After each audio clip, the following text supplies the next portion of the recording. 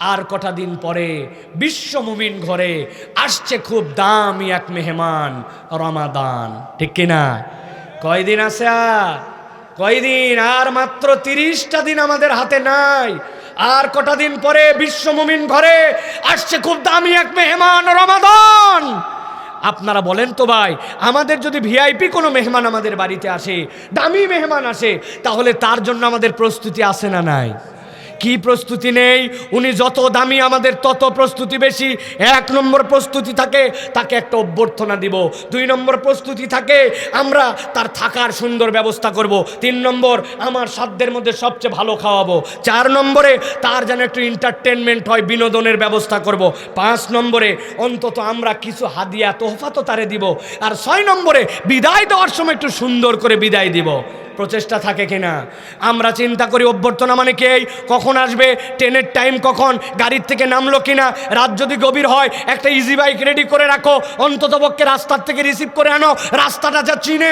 এইটার জন্য আমাদের একটা প্রস্তুতি থাকে। ভালো রাখবো মানে কি, পর্দাটা ধৌতো, হুজুর আসবে আজকে, নতুন পাসপোর্টটা বিছাও তো, চাদরটা চেঞ্জ করো, এই কম্বলটা গন্ধ গন্ধ লাগে, স্প্রে দিয়ে অন্তত একটু ঠিক করো, এই ঝুলগুলা এগুলা বই রেখেছে, ঝুলগুলো একটু ঝাড়ো। তার মানে থাকার জায়গাটা আমার সাধ্যের মধ্যে ঠিকঠাক করি। ঠিক কিনা? খাওয়াবো কি? কিছু না হলেও অন্তত বাঙালি গরুর গোস্ত খাওয়ায়, ইলিশ মাছের সিজন হলে ইলিশ মাছ খাওয়ায়। গরিব বাঙালি যদি হয়, ঘরে কিছু না থাকলে পাশের বাড়ির থেকে ডিম চাই আনে হলেও, ডিম ভাজে হলেও খাওয়ায়। এটা বাঙালি খাওয়ায়। ঠিক কিনা? তার মানে তার খাওয়ার চিন্তা করি। 4 নম্বরে চিন্তা করি বিনোদন। এই দেখো তো একটুখানি ডিশের কেবলটা নষ্ট হয়ে গেছে কিনা, হ্যাঁ, যদি আসে একটু টিভিতে খবর দেখতে চায়, তার জন্য একটা পেপার যদি পড়ার অভ্যাস থাকে, শিক্ষিত মানুষ একটা 2 দিনের জন্য পেপারের একটু ব্যবস্থা করো তো, মানে সে যেন একটু বিনোদিত হয়, ভালো থাকে। এসিটা ঠান্ডা হচ্ছে না, এই এসিটা দেখো তো কেমন এসি ঠিক হয়। তার মানে আমরা একটু বিনোদন দেওয়ার চেষ্টা করি। 5 নম্বরে আমরা কি চেষ্টা করি? বাঙালির তবিয়ত, কিছু গিফট দেওয়া। এতদিন পরে আসছে, আমাদের বাড়িতে আসার সময় হাই মিষ্টি আনছে, ফল আনছে, অমুকের জন্য শাড়ি আনছে, কাপড় আনছে, আমরা কিচ্ছু দিব না? এতদিন পরে আসছে, কিছু একটু তার জন্য হাদিয়া তোহফা। যাওয়ার সময় বাড়ির গাছের থেকে একটুখানি বড়ই, 1 কেজি কুমিল্লার রসমালাই, ভালো একটা কিছু আমাদের যা সাধ্যে আছে একটু কিছু ভাই একটু বাইন্দে দেওয়ার চেষ্টা করি। ঠিক কিনা? আর বিদায়ের সময় বুকে জড়াই ধরে আবার আসবেন, ভালো করে মেহমানদারি করতে পারি নাই, কষ্ট নিয়েন না, রাস্তায় আগায় দেয়। ঠিক কিনা? আর কটা দিন পরে আমাদের ঘরে আসছে দুনিয়ার সবচেয়ে দামি মেহমান, রমাদান। এখন এই রমাদানের জন্য এই যে 6টা আমরা করি, আমাদের কি প্রস্তুতি আছে ভাই? হুজুর, রমজান কি কোনো বায়বীয় চরিত্রে আসবে শরীর নিয়ে? তারে আমি কেমনে খাওয়াবো, তারে কেমনে আপ্যায়ন করবো, কেমনে বিনোদন দিব, তারে কেমনে রাখবো, তারে কি ঘরের জন্য চাদর কিনবো, তার জন্য তারে হাদিয়া তোহফা কি দিব? রমজান তো এরকম নয়। প্রিয় ভাইরা, ভালো করে বুঝে নেন, আজকের থেকে প্রস্তুতি নেন। রমজানের প্রস্তুতি নাই জন্য উম্মার পরিবর্তন নাই, মুসলমানদের পরিবর্তন নাই। আল্লাহ নবী 2 মাস আগের থেকে প্রস্তুতি নিতেন। আল্লাহুম্মা বারিক লানা ফি রজব ওয়া শাবান ও বাল্লিগনা রমাদান। রমজানের 1 নম্বরে আপনি রমজানের জন্য অভ্যর্থনা কি? তার আগমনের ক্ষেত্রে আপনার আকুতি লাগবে। আমি যদি জিজ্ঞাসা করি আজকে শাবানের কয় তারিখ, বলতে পারে না। এই বছরের রমজান আরবি হিজরির কয় তারিখ, বলতে পারি না। প্রস্তুতি আর অভ্যর্থনা আমাদের জীবনে কিছু নাই। আছে কিছু, তেলের দাম যদি বাইরে যায়, পেঁয়াজ যদি বেশি দাম বাড়ে, ছোলা যদি একটু লাগে, তো এখন তো একটু কিনে আরো বাজারে সংকট ফেলা, এইরকম কিছু প্রস্তুতি আছে। কিন্তু রমজানের প্রস্তুতি এইটা নয়, বরং আপনার হৃদয়ে একটা আকুতি থাকবে। রমজান ঈদকুম মিনান নিরান নিয়ে আসতেছে, রমজান আমার জন্য রহমত, মাগফিরাত, নাজাত নিয়ে আসতেছে। অতএব ওই রমজানকে পাওয়ার জন্য আমার আকুতি। আল্লাহ, তুমি আমাকে রমজানে পৌঁছায় দাও, সুস্থ করে যেন আমি রোজা রাখতে পারি। এই জন্য নবীজি রজবে রোজা রাখতেন, শাবানে রোজা রাখতেন, সোম বৃহস্পতি রোজা রাখতেন, আইয়ামে বীজের রোজা রাখতেন। আল্লাহ নবী দোয়া করতেন, আল্লাহ নবী বলতেন রমজানের প্রস্তুতি কি জানো? এই শাবানে আল্লাহর কাছে আমার আমলনামা উঠে যায়, আমি একটু রোজা রেখে আল্লাহর কাছে আমলনামা উঠাতে চাই। এটাই হচ্ছে রমজানের প্রস্তুতি আর অভ্যর্থনা। আমাদের মনের মধ্যে এরকম কোনো আকুতি নাই। ঠিক কিনা? তাহলে এটা আমরা একটুখানি চেষ্টা করি, আজকে থেকে দিন গুনতে শুরু করি, জানাতে শুরু করি, প্রস্তুতি নিতে শুরু করি। 2 নম্বরে রমাদান আমাদের কাছে থাকবে। রমাদানের থাকা কি ভাই? তার জন্য ঘর কোনটা? রমাদান আপনার কাছে থাকবে বায়বীয়ভাবে নয়, দুনিয়ার বুকে রমাদান তার কাছে থাকবে যার সালাত সুন্দর। আপনার সালাত যদি সুন্দর না হয় তাহলে রমাদান আপনার সাথে থাকবে না।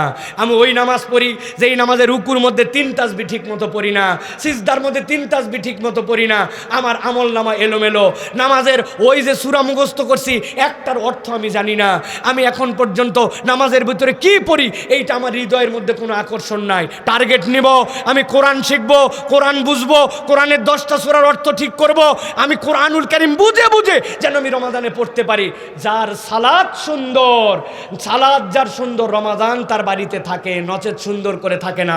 আপনি আজকের থেকে ওয়াদা করেন, আমি রুকু 7 তাসবিহতে দিব, সিজদা 7 তাসবিহতে দিব, আমি অন্ততপক্ষে আমার নামাজ সুন্দর করব। আমার ইমাম যদি থাকেন কেউ, আমার দায়িত্বশীল ভাইরা যদি থাকেন, আপনি সারা জীবন সামনে গেলেন আর দাঁড়ায় গেলেন, পিছনে মুসল্লি আপনার ইক্তেদা করলো, আপনি কোনোদিন দেখলেন না আমার মুসল্লি রুকু ঠিক আছে কিনা, আমার মুসল্লির সিজদা ঠিক আছে কিনা, 2 সিজদার মধ্যে ঠিক মতো বসে কিনা, রুকুর থেকে দাঁড়ায় সোজা হয় কিনা, আপনি নামাজটা যেন সুন্দর হয় এটা চেষ্টা করেন, রমাদান আপনার সাথে থাকবে। 3 নম্বরে যেটা বলবো, রমাদানের খাওয়া কি?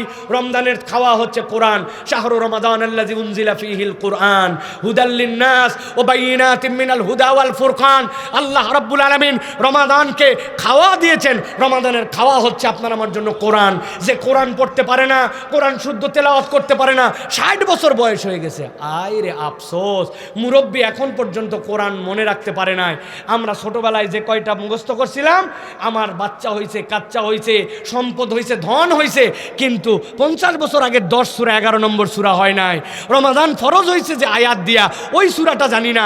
লাইলাতুল কদর খুঁজি, ইন্না আনজালনাহু ফি লাইলাতুল কদর আজ পর্যন্ত মুখস্থ হয় নাই। আমার কপাল পোড়া। অতএব রমাদানকে যদি আপনি সুন্দর করে খাওয়াতে চান, তাহলে কোরআনুল কারীম শিখে ফেলেন। রমাদান কোরআন শেখার মাস নয়, বোঝার মাস, আমলের মাস, পড়ার মাস, খতমের মাস। অতএব আপনার রমাদানকে যদি আপনি খাওয়াতে চান, কোরআনের প্রস্তুতি নেন, এখন থেকে প্ল্যান করেন কয় খতম দিবেন, কিভাবে দিবেন। 4 নম্বরে যেটা বিনোদন, রমাদানের বিনোদন কি? রাসূলুল্লাহ সাল্লাল্লাহু আলাইহি ওয়াসাল্লাম বলেছেন, তোমার আচরণ পরিবর্তন করো। উত্তম আচরণ বান্দার জীবনের শ্রেষ্ঠ ইবাদত। আমি আগে মিথ্যা কথা বলতাম, আচরণে বাদ দিয়ে দিব, রাগারাগি করতাম, বাদ দিয়ে দিব, আমার আচরণ সুন্দর করব। যার আচরণ, রমাদানের পরে রমাদান আসলো আর আগের আর পরের মানুষের পার্থক্য হলো না, ওই মানুষ রমাদানকে কখনো বিনোদিত করতে পারে না। অতএব রমাদানকে যদি আপনি বিনোদন দিতে চান, আচরণে কি কি আছে একটা লিস্ট বানাতে হবে। এই রমাদান থেকে আমি একটা ভিন্ন মানুষ হব, চেষ্টা করব ইনশাআল্লাহ। কথা বলেন, করব ইনশাআল্লাহ। 5 নম্বরে যেটা, রমাদানের গিফট আর উপহার কি? রমাদানের গিফট হচ্ছে, আপনি রমাদানকে তো আর ওই যে সুন্দর করে কুমিল্লার রসমালাই বানিয়ে দিতে পারবেন না। রমাদানের গিফট হচ্ছে আপনি মানব কল্যাণে কাজ করার সিদ্ধান্ত নেন। কুনতুম খায়রা উম্মাতিন উখরিজাত লিন-নাস, আমি এই দুনিয়াতে কি ইম্প্যাক্ট রেখে গেলাম জনগণের জন্য, এলাকার জন্য, মানব সমাজের জন্য। আপনি যদি জনগণের জন্য কিছু করার সিদ্ধান্ত নেন, মানব কল্যাণের সিদ্ধান্ত নেন, তাহলে আপনি আপনার রমাদানকে বিদায় দেওয়ার ক্ষেত্রে আপনি তাকে উপহার দিতে পেরেছেন। সর্বশেষ যেটা বলবো, বিদায় সংবর্ধনা কি হবে? উন্নত দোয়া করতে শেখেন, ফাঁকিযোগী দোয়া দিয়েন না। ওই সালাম ফেরানোর পরে কেবল হাত তুললেন আর মোনাজাত করলেন আর মনে করলেন দোয়া হয়ে গেল না। আপনি সুন্দর করে দোয়া করতে শিখেন। প্রত্যেকটা রমাদানে, প্রত্যেকটা দিনে, আমি রমাদানের একটা দিন চলে যাই আর আগের দিনের থেকে একটু হলে বেশি দোয়া করার চেষ্টা করি। 10 মিনিট 20 মিনিট আল্লাহর কাছে দোয়া করি। আমার সালানি নাই, রব্বানা আতিনা ফিদ দুনিয়া হাসানা রব্বির হামহুমা কামা রাব্বায়ানি সাগীরা, এরপরে আর দোয়াই জানে না। তা আপনি কি দোয়া করবেন আল্লাহর কাছে? বাংলায় করবেন, নিজের জন্য করবেন, সন্তানের জন্য করবেন, উম্মার জন্য করবেন, পরিবারের জন্য করবেন, এলাকার জন্য করবেন, সিএনজি আলার জন্য করবেন, বাস আলার জন্য করবেন, হোটেল শ্রমিকদের জন্য করবেন, রাস্তার শ্রমিকদের জন্য করবেন, ওই যারা প্রস্টিটিউশন করে নিজেদের চরিত্র বিক্রি করে খায় তাদের জন্য দোয়া করবেন, বিশ্ব মোড়লদের জন্য দোয়া করবেন, প্রযুক্তিবিদদের জন্য দোয়া করবেন, রাজনৈতিক লিডারদের জন্য দোয়া করবেন। টার্গেট করতে হবে রমাদানের দোয়া, আপনার রমাদানের জন্য বিদায়ী সংবর্ধনা। অথবা আপনাকে দোয়া শিখতে হবে। আমি কেবল হাত তুললাম, আমার বাচ্চার জন্যই কোনোদিন দোয়া চাই নাই। হুজুর একটা দেখলাম আর বলে দিলাম, হুজুর আমার বাচ্চার জন্য দোয়া করবেন। হুজুর কি কন্ট্রাক্টারি নিচে রেখে আপনার দোয়ার? আপনি আপনার দোয়া করতে হবে। অতএব রমাদানকে যদি আপনি অভ্যর্থনা দিতে চান, তার জন্য আকুলতা লাগবে। যদি ভালো করে রাখতে চান, সালাত লাগবে। তারা যদি খাওয়াতে চান, কোরআন লাগবে। তাকে যদি আপনি বিনোদন দিতে চান, আচরণ পরিবর্তন করা লাগবে। তাকে যদি আপনি গিফট দিতে চান, সমাজের জন্য পরোপকারী আপনাকে কিছু কাজ করতে হবে। আর বিদায় যদি তাকে সুন্দর করে দিতে চান, আপনাকে দোয়া শিখতে হবে। এইটা যদি না থাকে, রমাদানের প্রস্তুতি নাই। এই জন্য আল্লাহ নবী 60 দিন আগের থেকে আল্লাহুম্মা বারিক লানা ফি রজব ওয়া শাবান ও বাল্লিগনা রমাদান বলেছেন। আমরা আমাদের রমজানকে প্রস্তুতির জন্য এই পদক্ষেপগুলো নিতে পারবো ইনশাআল্লাহ। আমি যেটা বললাম মনে করে কেউ লিখতে পারবেন যে আমি সুন্দর করে এরকম করে লিখে আমি আমার বাড়ির সামনে লাগাই দেব, আমার মসজিদের সামনে একটা কাজ করে এরকম করে জানাই দেব? পারবেন ইনশাআল্লাহ?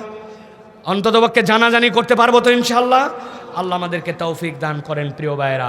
তাহলে আমরা 2 নম্বর পয়েন্টের মধ্যে ছিলাম, আল্লাহর সামনে একদল যাবে যাদের আমল নাই আবার দুনিয়ায় ফেরত যেতে চাবে। আলোচনাকে আরেকটু করবো না শেষ করে দেবো ভাই? 3 নম্বরে সংক্ষেপে বলি, আল্লাহ রাব্বুল আমিন বলতেছে আল্লাহর সামনে একদল লোক আসবে, এবার তৃতীয় দল যারা আল্লাহর সামনে এমনভাবে লাঞ্ছনাপূর্ণ দৃষ্টি নিয়ে উঠবে, কারো দিকে তাকাতে পারবে না। আল্লাহ বলছেন এটাই স্বয়ং তাদের জন্য একটা চিত্র হবে। এই আসামি কারা, কি তাদের অপরাধ? আল্লাহ বলছেন ওয়া তারাহুম ইউরাদুনা আলাইহা খাশিঈনা মিনাজ যুল্লি ইয়ানজুরুনা মিন তরফিন খাফি। আল্লাহ বলছেন আমার সামনে একদল লোক উঠবে, উঠার পরে তারা পাশ দিয়ে তাকাবে, এমনভাবে লজ্জিত লাঞ্ছিত হয়ে উঠবে যেই মানুষগুলো ওই দিন আর কখনো আল্লাহর সামনে তাকাতেই পারবে না। আল্লাহ বলবেন মানুষ দেখে বুঝে ফেলবে এরা কোন আসামি।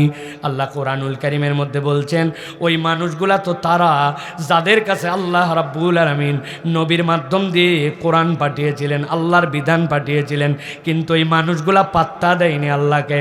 আল্লাহ রাব্বুল আলামিনের সামনে তারা হাজির হয়েছে, কিন্তু আল্লাহ বলছেন তাদের কাছে জিজ্ঞাসা করা হবে আজকে তোমাদের যেই পরিণতি, এই পরিণতি কি এমনি এমনি নাকি এর আগে তোমাদের সতর্কতা ছিল? আল্লাহ বলছেন আলাম ইয়াতিকুম রাসূলুম মিনকুম, তোমাদের কাছে কি পয়গম্বর আসছিল কিনা? ইয়াতলুনা আলাইকুম আয়াতি রাব্বিকুম, আল্লাহর বিধান তোমাদেরকে জানিয়েছিল কিনা? ওয়া ইউনযিরুনাকুম লিকা ইয়াউমিকুম হাযা, আজকের দিনে এই অবস্থা হবে, এই ভয়াবহতা তোমাদেরকে বোঝানো হয়েছিল কিনা?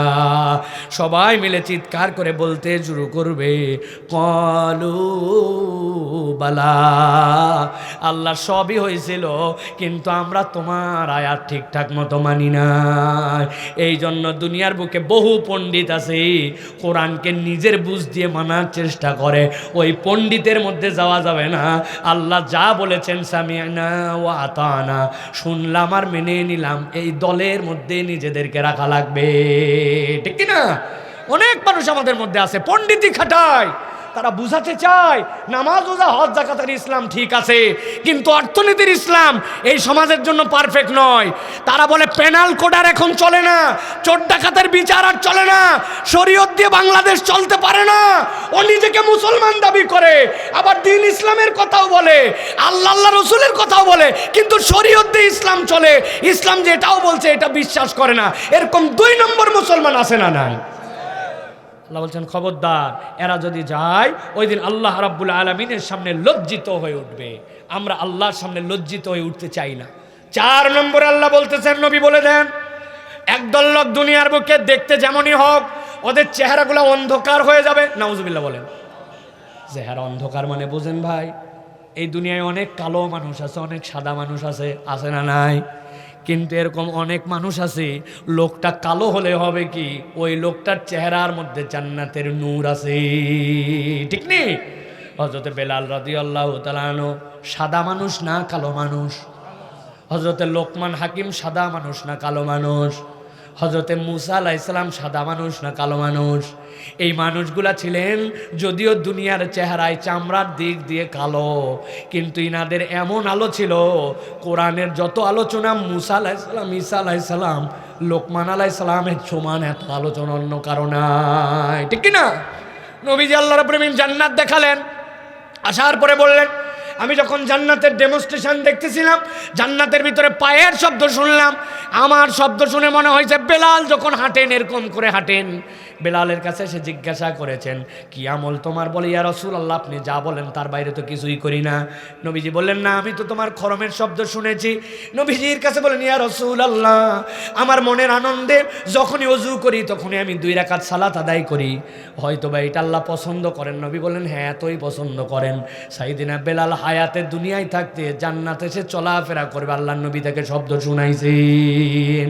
আমি যেইটা বোঝানোর জন্য বললাম কিয়ামতের দিন ওঠার পরে চেহারা অন্ধকারের মতো কালো হবে, মানে কি আপনি যেরকম অন্ধকার দেখতে পান ওই অন্ধকারের মধ্যে কিন্তু আপনি ওইটা ধরতে পারেন না, কিন্তু আল্লাহ বলছেন ওই অন্ধকারটা তখন তার চেহারার মধ্যে আসবে, সে এমনভাবে ওই জায়গাতে নিষ্পেষিত হয়ে যাবে যে রব্বুল আলামিন ওই চেহারার অবকাঠামো দেখে ওই মামলার আসামিদের পরিচয় মানুষের কাছে তুলে দিবেন। আল্লাহ কোরআনে বলছেন কান্নামা উগশিয়াত উজুহুম কিতাম মিনাল লাইলি মুসলিমা। আল্লাহ বলছেন রাতের আধারকে কেটে যদি কারো মুখে সেট করে দেওয়া হয় এই মানুষের অন্ধকার চেহারা এরকম হয়ে যাবে। কেন কেন কেন?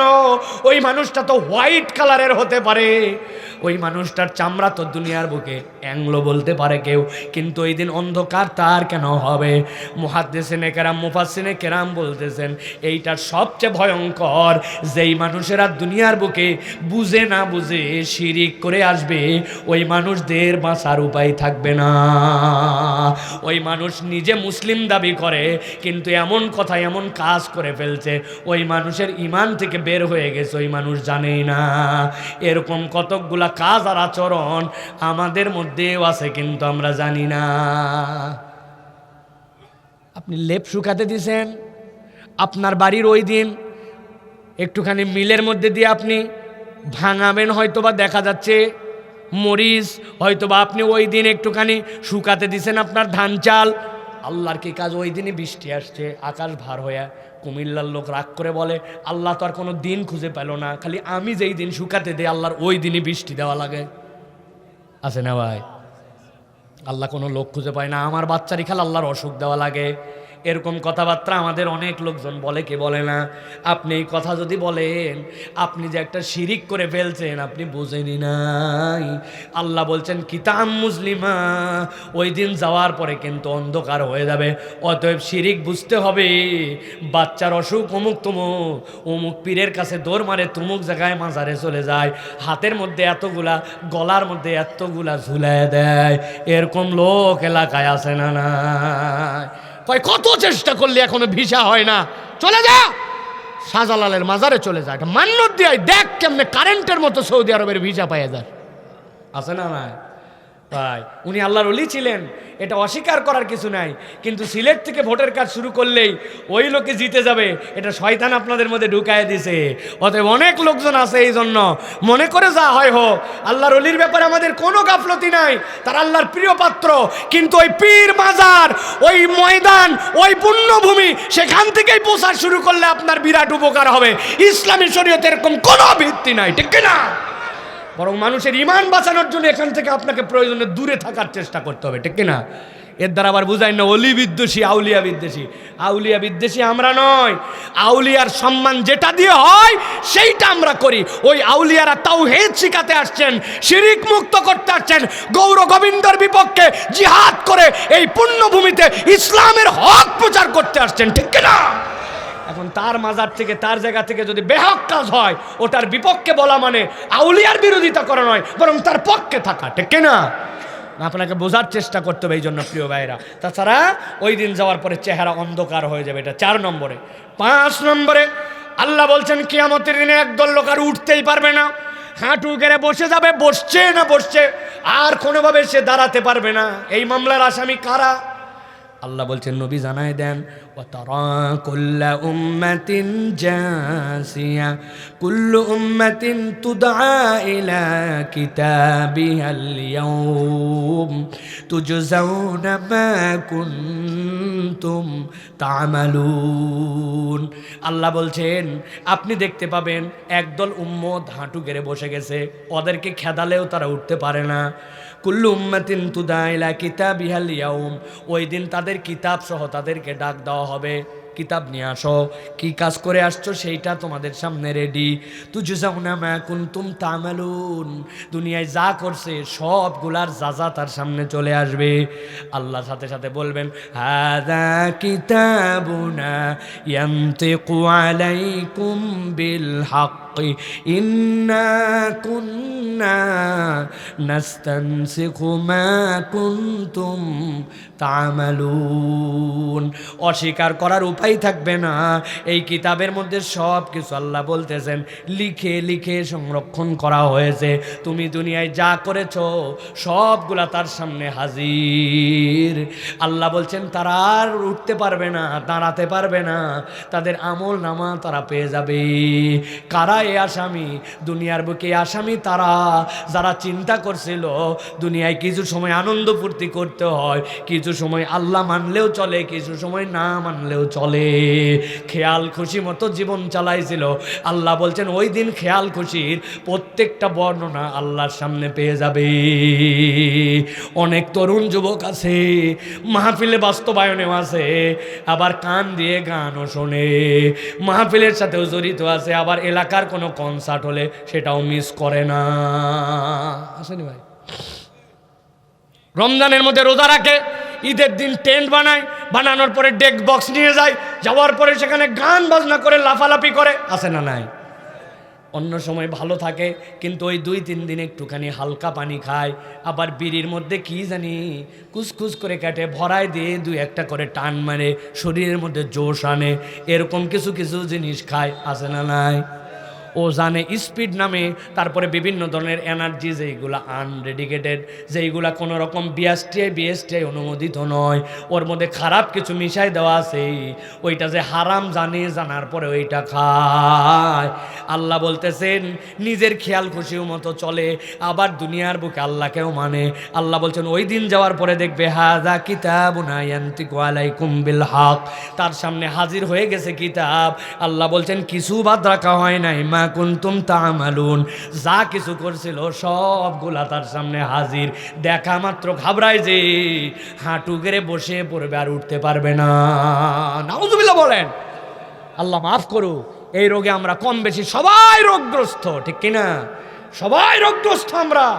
তুমি 30 তারিখ পর্যন্ত টাইমে তুমি বোরখা পরলা, তুমি হিজাব করলা, আর তুমি শাওয়ালের প্রথম দিন ঈদের দিনে তুমি মুসলিম নারী হয়ে বেপর্দা বেহায়া বেলাল্লাপনা তুমি এমনভাবে ঘুরলা ফিরলা যেটা কোনো মুসলিম নারীর আইডেন্টিটি হতে পারে না। তোমার বাপ মুসলমান, মা মুসলমান, বাপ হাজি সাহেব, মা নামাজি, তোমার বাড়িতে রমজানের তেলাওয়াত হয়েছে, তাহাজ্জুদ হয়েছে, ওই বাড়ির থেকে বেহায়া হয়ে বের হয়ে গেছে। এরকম বাড়িঘর আমাদের এলাকায় নাই। কথা বলেন একটু, নাই?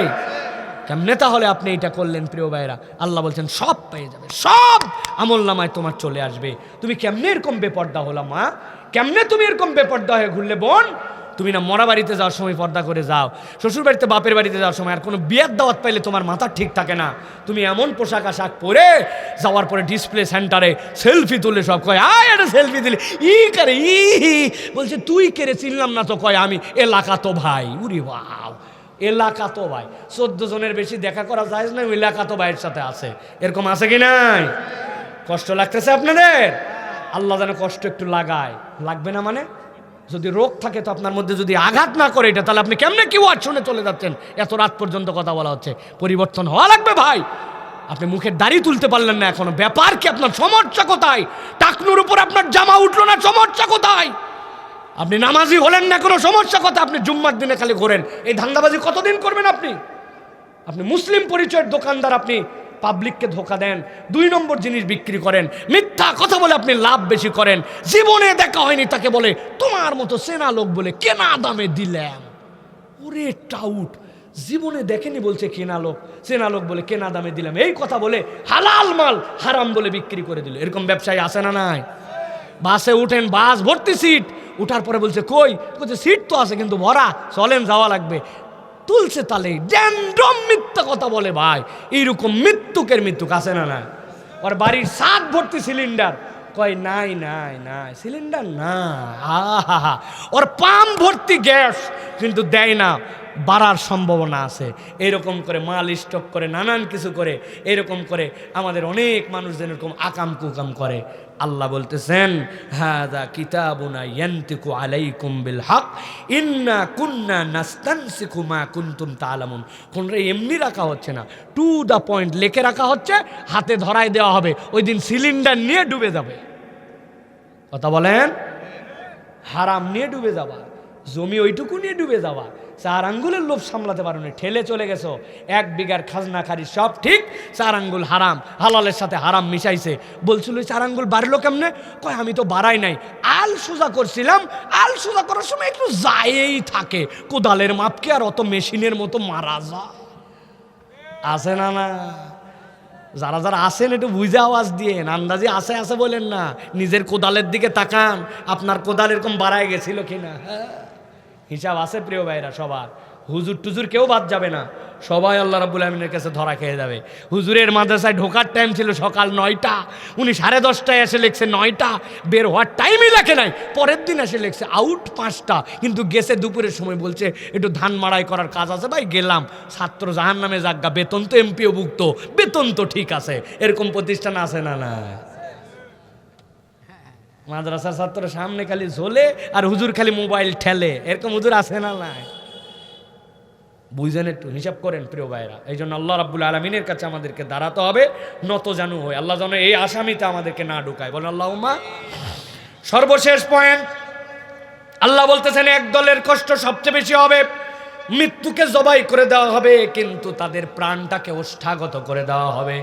বের হয়ে গেলে বেঁচে যায়, ঢুকে গেলেও বেঁচে যায়, কিন্তু বাইরও হয় না, ঢুকেও না। আমার জীবনে এরকম একটা অভিজ্ঞতা আছে। আপনাদের এলাকায় ভাপা পিঠা আছে ভাই, কি বলেন আপনারা? আমাদের এলাকায় বলে ধুপি পিঠা, ভাপা পিঠা, চেনেন তো ভাই? অন্ততপক্ষে ভাপা পিঠা খাওয়ার সময় পানিটা কাছে রাখা লাগে, কেননা এই পিঠা এমন শুকনা আপনি আর এস্টিমেট করতে পারবেন না। গলার মধ্যে দিয়েছেন, মনে করছেন যথেষ্ট পরিমাণ লালা আছে, যথেষ্ট পরিমাণ আমার মুখের মধ্যে লিকুইড আছে, হঠাৎ করে টেনে নিবে, নিয়ে গলার মধ্যে দিয়েছেন, ভিতরেও নামে না, উপরেও ওঠে না, মনে হয় আটকায় গেল, জান বাড়ায় গেল। জীবনে আমার একবার বাদ ছিল, আমি জানি ঠেলা কি জিনিস। এরপরের থেকে জীবনে কোনোদিন ভাপা পিঠা আপনি দিলে আমি খাবো না। আমার ভাপা পিঠা খাওয়ার একমাত্র সিস্টেম হচ্ছে বাটির মধ্যে নিব, এরপরে এর মধ্যে গরম দুধ দিব, দেওয়ার পরে ওইটা গলে যাওয়ার পরে খাবো। এছাড়া আব্দুল হাই সাইফুল্লাহকে ভাপা পিঠা খাওয়াতে পারবেন না, কেননা ঠেলার নাম ভাপা পিঠা। ঠিক না ভাই? আপনাদের জীবনে এরকম কারো হয়েছে ভাই? মুড়ি খেতে যায়, ভাত খেতে যায়, আটকায় গেল? আল্লাহ বলছেন না না না, এইটা দুনিয়ার এক্সাম্পলের সাথে হাসরের দিনে মিলবেই না, কিন্তু বুঝানোর জন্য বলছি। আল্লাহ বলছেন একদল আল্লাহর সামনে আসবে, ওয়ানদিরুহুম ইয়াউমাল আজিফা ইযিল কুলুবু লাদাল হানাজির কাযিমিন।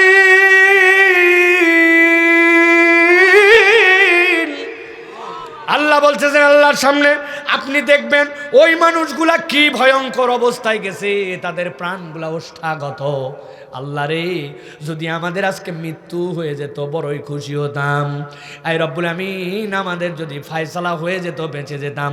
আল্লাহ বলছেন ফায়সালা করা হবে না, তাদের কষ্টটাই হবে এইটা, তাদের প্রাণকে ওষ্ঠাগত করে দেওয়া হবে। এর প্রথম কারণ হচ্ছে দুনিয়ার বুকে যারা আল্লাহর শাস্তির ভয় করত না, দুনিয়ায় চিন্তা করছে চল তো চল, আমার জীবন চলতেছে, পরেরটা পরে দেখা যাবে। আল্লাহ বলছেন আল্লাহর শাস্তি যারা ভয় করে নাই, আর জীবনে যারা অপরের দোষ প্রকাশ করে দিত, এই লোকগুলা আল্লাহর সামনে ধরা খেয়ে যাবে। নাউযুবিল্লাহ বলেন। আমাদের চলাফেরা দেখলে কি মনে হয় ভাই? আল্লাহর আযাবকে আমরা ভয় করি? আমরা জানি সব যে এই অপরাধে কি হবে, এইভাবে ধরা খেলে আল্লাহর সামনে কেমনে আমাকে উঠতে হবে, সব জানি আমরা। জানে না কে? কিন্তু ড্যাম কেয়ার, রাখ রে ভাই রাখ। দুনিয়ায় এরকম একটু লাগে, এরকম করে চলতে হয়, সবার মধ্যেই ভাব আসছে ভাই, হুজুর থেকে শুরু করে সবার মধ্যে আসছে। আমরা আল্লাহর কাছে এই জন্য পানা চাই যে আল্লাহ আমরা তোমার শাস্তিকে ভয় করি। আল্লাহ ভুল করি আল্লাহ, কিন্তু তোমার শাস্তিকে যে ভয় করি না আল্লাহ, এরকম না, ওইটার প্রমাণ থাকতে হবে। সেখান থেকে আমি দূরে চলে আসি, আমি চেষ্টা করি, তওবা করি, ভুল করি 100 বার, কিন্তু আমি আল্লাহর কাছে হাজিরা দিচ্ছি, আল্লাহ এটা আমার ভুল, কিন্তু তোমার শাস্তিকে ভয় করি, তোমার শাস্তি সহ্য করতে পারবো না। কেমনে আপনি চিন্তা করেন ভাই? ওই কয়েল ধরানোর সময় অনেকক্ষণ এদিকে তাকায় আছে, কয়েল ধরে কিনা ধরে কিনা, খেয়ালই নাই, ম্যাচের কাঠি এই পর্যন্ত চলে আসছে, ওরে আল্লাহ, কানের মধ্যে হাত দেয়। ঠিক না ভাই? কাঠির আগুন সহ্য করতে পারি না আমি, কেমনে আল্লাহ রাব্বুল আলামিনের সামনে যে আল্লাহ তোমার আযাব সহ্য করবো? আল্লাহ আমার কি যোগ্যতা আছে? স্কিনের কি যোগ্যতা আছে? আল্লাহ, অতএব আল্লাহর আযাবকে ভয় করে যদি না চলি, ওই দিন যাওয়ার পরে প্রাণ ওষ্ঠাগত হয়ে যাবে, আর বাঁচার উপায় থাকবে না। আল্লাহ আমাদেরকে হেফাজত করবো, আল্লাহুম্মা। আমিন। প্রিয় ভাইয়েরা, দীর্ঘ সময় আমার প্রিয় ভাইদের কাছে আমি আমার সাধ্যের মধ্যে যতটুকু বুঝাতে চেয়েছি। 6টা অপরাধকে এখানে টার্গেট করেছি। দুনিয়ায় আমল করি না। 2 নম্বরে আল্লাহর প্রতি পূর্ণ বিশ্বাস রাখি না।